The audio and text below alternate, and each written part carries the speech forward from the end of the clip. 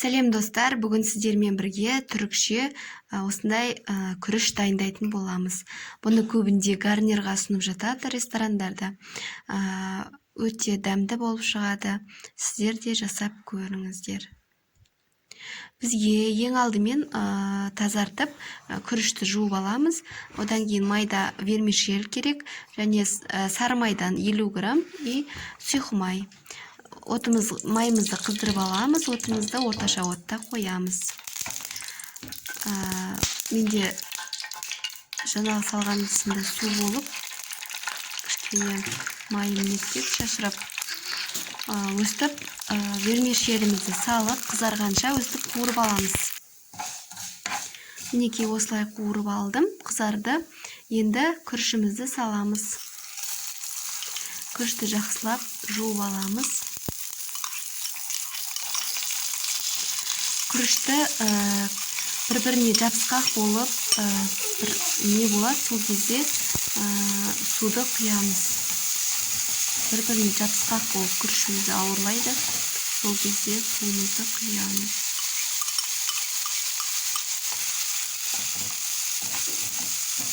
Жақсылап қуырамыз. От қатты үлкен жылдамдықта болмау керек. Орташадан сәл аз болса болады. Сары майымызды салып, жақсылап араластырамыз. Міне өстіп бірігіп тұрады, басқаша болып тұрады, өзі білінеді. Сол кезде суымызды құямыз.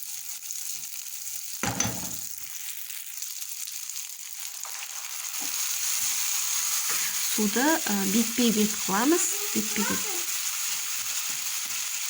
Суды көп құймаңыздар, аз да емес, бетінен сәл асырып құямыз. Сөйтіп бір бұрқыратып қайнатып аламыз да. Тұзымызды саламыз, жарты ас қасық. Қандай майда вермишель жоқ болса, ол өте маңызды емес, тек күріштің өзін жасай бересіздер. Енді міне осылай қайнау керек. Сосын астын басып тастаймыз. Төмен басып тастап, жарты сағат 40 минуттайға қойып пісіріп аламыз. Міне мен бір нетіп алдым, араластырып алам, кейін қайтадан бір 10-15 минутқа қоямын.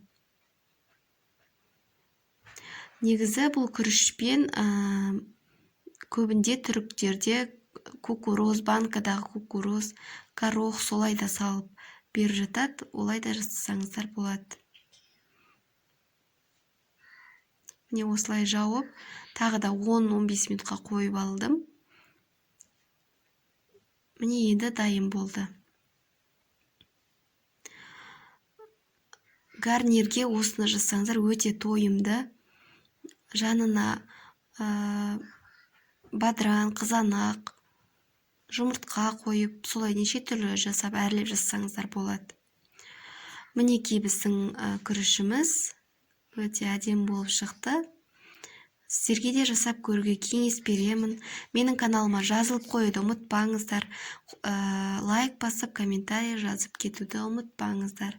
Сау болыңыздар.